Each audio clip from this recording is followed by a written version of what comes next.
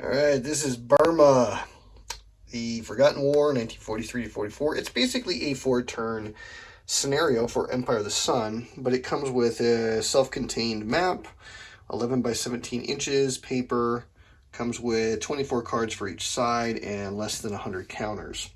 If you have Empire of the Sun, if you had the setup information, you could literally play this scenario without needing any new materials. There's nothing new in this per se. Singapore is represented off map as a box that is considered to be 3 hexes from this space. That's just to save room on the map surface itself. Well, I finished up 3 turns here, just about ready to start turn 4, and the Allies just didn't really draw a great hand to recover the situation that's emerged here. The Allies lost a lot of ground steps in a very opening card and never have been able to quite recover from that. They've destroyed most of Japanese air power. There's only like a half step of Japanese air unit left. So the ground units, any ground units of more than 1 step are definitely vulnerable to destruction.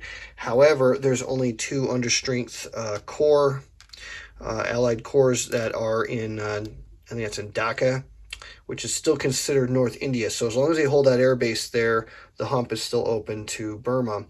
The Chinese armies are full strength, but the Japanese drove a wedge between the 2 groups, and I just never was able to get the Chinese involved in a meaningful way. Poor tactics on my part, I think, as the Allies. Consequently, the Japanese are going to win this. It's just a question of how great. Is it going to be a tactical victory or a decisive victory? That'll have to play out.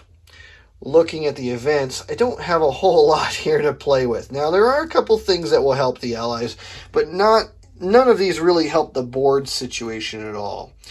There's going to be 3 points that the Japanese are going to get for the Burma Road being closed, and I don't envision a way to reopen that.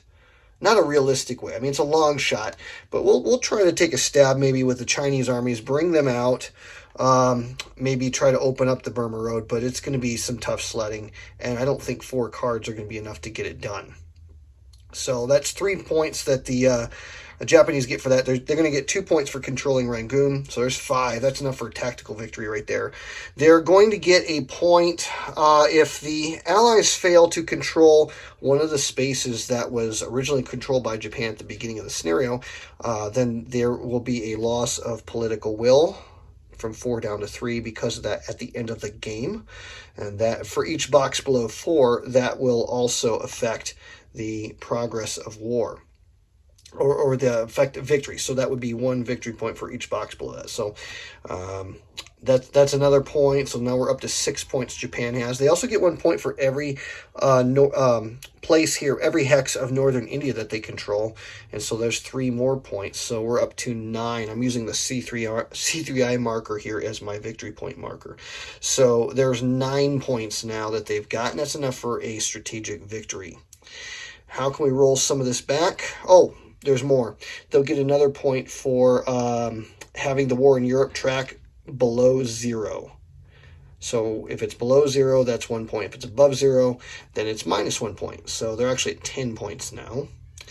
And for every box that the China marker is towards collapsed, it's a point. Boxes towards stable is a negative point. So there is a way for the Allies to roll this back. Japan did a operations card operation in China last turn, and so they cannot do it in the final turn of the game. Now, the Allies don't know what China has in their hand, or what Japan has in their hand, but they have played several China cards already, so it's reasonable to suspect they don't have one. So I think that, and I haven't done an analysis of the deck, so I really don't know how many are in there, but they played, I think, 3 of them, so I would think that that's all there is. So the Allies do have a China card, so they could roll this back. That'll get them back from 10 down to 9, assuming that the Japanese do not have a China card or are able to get one during the course of the turn. They also have the war in Europe. This is a minor victory. It's 1944, so this will move the marker into the blue, and that will also be a -1. That'll get it down to 8 points. But that's going to suck up 2 of the 4 cards. I do have a future offensive. It's not really going to be all that useful as a reaction card anymore because the Special Forces Brigade won't come into play until the following turn, and I really need ground units this turn. I didn't get a ground reinforcement for the Allies this turn because of Mahatma Gandhi causing strikes in India on the previous turn. So all they got was the one air replacement for the Allies. So all of the ground units for the Commonwealth are under strength. The tank brigade is at Akyab. So that leaves me, if I use this as an operations card instead of it as its event, then I've got basically 3 operations cards to do something with. I would really like to send the Chinese armies into here and try to do a pinning attack on this guy here. And because we can do that without having a military offensive. You can only declare 1 battle hex. So we declare this a battle hex, send in the bombers, and then march these guys across and grab that place there. That would prevent us from losing another point here.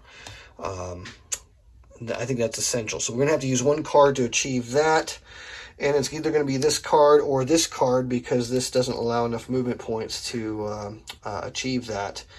This card here is almost like a throwaway card. If I play it, it would allow me to throw a card away and go fish. But it's risky. I don't know what's in the deck, you know what I'm saying? I'd like to get a military offensive card, but I played so many of them, I just got a sneaky suspicion there might not be any. But maybe that's a card worth playing. Just dump this, use this to dump this, go fish. But that still leaves me in a situation where I've only got 2 cards really to engage in actions with. It would be great if I could keep the Japanese from taking Dimasur. I can trust to reactions. That reactions will be special reactions will be enough to secure that. But that might not be enough. I might have to to actually go in and recapture it from them. So I've got to watch that. If I lose Akyab, I don't think that costs me anything in this scenario. So I'm not too worried about that. It might be useful to go first, do what we want to do with this stuff, and force the Japanese maybe to make an attack of their own, and maybe trust that for once we will get lucky as the Allies in ground combat, because we need a little bit of assistance now. A lot of the luck has gone the Japanese way in ground battles. So that's kind of how I analyze the Allied situation. They're not going to win, but they can mitigate how badly they lose, I think. Haven't really used the fleet, but there was a narrow window of time in which it would have been possible to invade Rangoon. However, I didn't. It was at a time where I didn't have the cards to be able to achieve that without running unacceptable risk to northern India. So for that reason, there we are again. I absolutely cannot lose this location to the Japanese this turn. If we do that, that's the ball game. That's strategic victory. So I really do need to watch that. As the Japanese, they have 1 pass due to strategic warfare. So they got 3 cards only, and then their reaction card, which probably won't help them all that much. We haven't used the fleet, except I think once we reacted with the carriers to help in an air battle. This might be useful if the Allies attempt something like that, but they don't know that we don't have any military operations, and therefore operation points are precious. So they probably hold on to this until almost to the end. They got a great event here to allow them to do a lot of damage. This is probably their best chance to go ahead and seize control of northern India, but they're going to probably want to set that up with some preliminary moves. Maybe try to reposition the fleet to cover Rangoon with some light carriers, move the air division to a point where they can do special reactions. For that reason, it might be useful to open up with the submarine, and that way you get to go first and seize the initiative that way and try to set up some of that and prevent the Chinese from busting out right away, or the bombers hitting these vulnerable air armies who are not covered by any air cover. Just getting the fleet closer to the action, it's worth risking the ships at this point. They do have a code change card to react to any operations the Allies do that cause a battle, and it will give them a card draw, and so they'll probably end up using that as an event. This one here gives ground replacements. This could be super useful. I would be loath to use that for operations cards. So basically we have 2 cards that we can use for ops right away. This one just is a straight operations, activating 2 units. I envision sending a light carrier from Singapore to Rangoon and sending the air army up to either Mandalay or Lashio in order to cover the northern India hexes. And then wait for the Allies to do something, use that in response, go fish, maybe get something cool.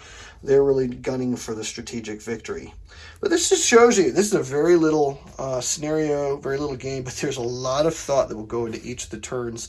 So if you like Empire of the Sun, definitely recommend that you pick up C3i magazine number 35. It's got this plus a ton of other goodies in it. And plus, it looks great on the table. It's a very portable version of Empire of the Sun that you can drag around with you if you're on a trip.